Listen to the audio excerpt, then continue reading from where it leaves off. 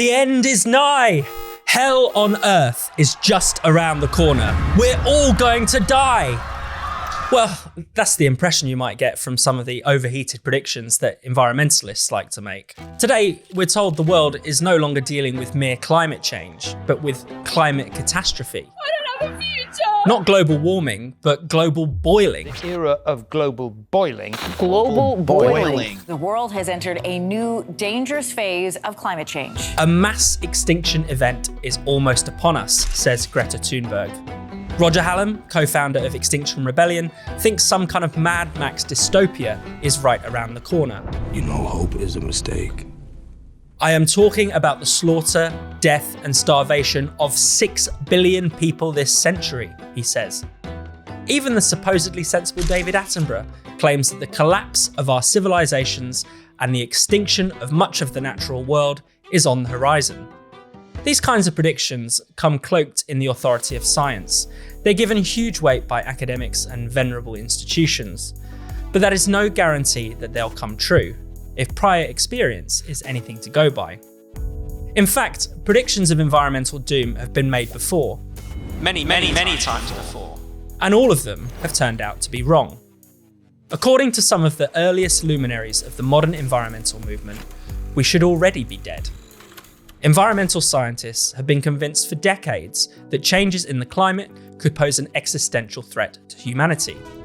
Funnily enough, in the 1960s and 70s, some scientists were more concerned about the alleged threat of global cooling than they were about global warming. Are we headed for an ice age? Screamed a Sunday Telegraph headline in 1979. The potential for the world's ecosystems to collapse has long kept environmentalists awake at night. From the 1940s to the 1960s, it was widely believed that soil erosion, supposedly caused by excessive farming, would turn once fertile lands into uninhabitable deserts. Rachel Carson's 1962 book, Silent Spring, predicted that the use of pesticides would lead to a future of barren farmland and an epidemic of cancers and birth defects. Paul Ehrlich, author of the landmark 1968 book, The Population Bomb, believed that famine would soon result from overpopulation. The growth of humanity, he claimed, would quickly outstrip our ability to feed ourselves. In the 1970s and 1980s, he warned hundreds of millions of people will starve to death. Now, as you've probably noticed, none of these fears about famine or ecosystem collapse has actually come to pass. The world population has more than doubled since Ehrlich's book came out, while starvation rates have plummeted. What's more, crop yields have only grown as we've made huge strides in agriculture. Today, we can feed 7 billion people far more easily and cheaply than we could feed 3 billion people back in the 70s. Air pollution was also supposed to pose an apocalyptic threat. In 1970, Life magazine warned that smog would soon overwhelm us. By the 1980s, urban dwellers will have to wear gas masks, it claimed. By 1985, the air pollution epidemic was supposedly going to halve the amount of sunlight reaching the Earth, triggering a sort of reverse greenhouse effect. Ecologist Kenneth Watt warned us that none of our land will be usable as a result. Again, none of this turned out to be true.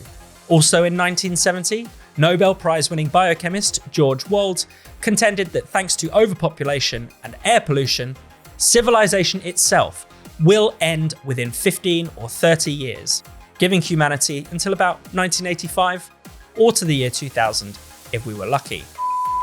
He wasn't alone. Many environmentalists feared that humanity would struggle to make it past the millennium.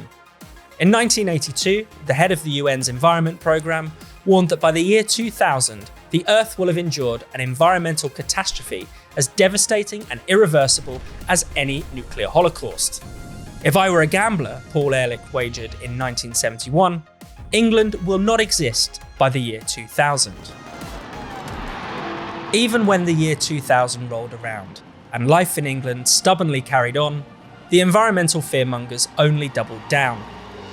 In 2000, Dr. David Viner, a senior climate scientist at the University of East Anglia, predicted that snowfall in the UK would become a rare and exciting event within just a few years, thanks to global warming.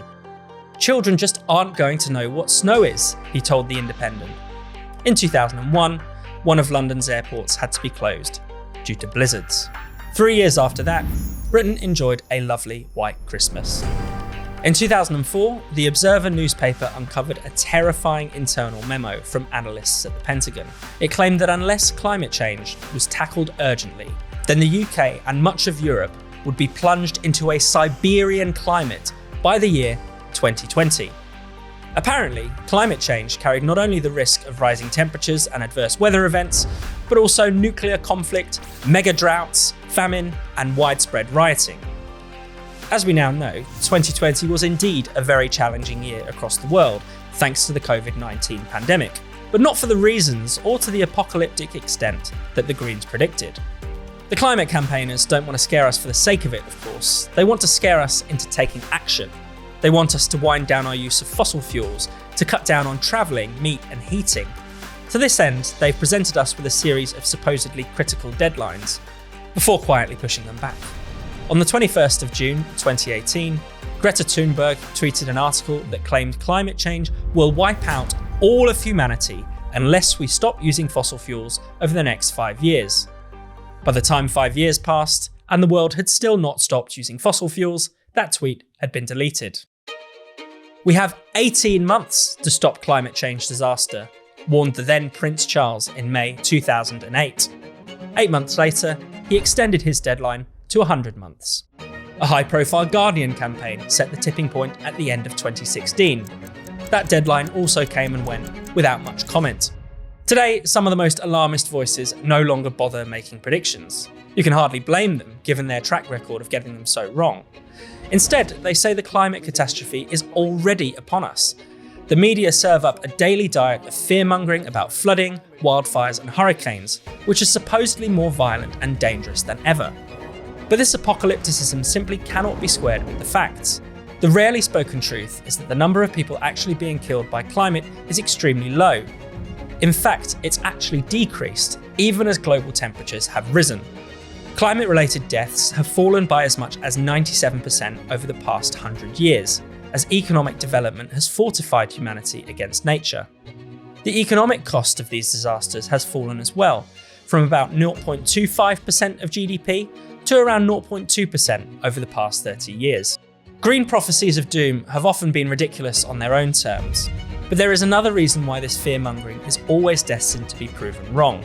Environmentalists fail to recognise what is so special about humanity. They ignore our capacity to overcome the challenges we face through technological, economic and social progress. They've forgotten that we've been emancipating ourselves from nature since the dawn of time. We do not have to passively accept what the climate throws at us. The fatal mistake of the doomsters is that they keep betting against humanity. So here's to humanity, continuing to prove them wrong.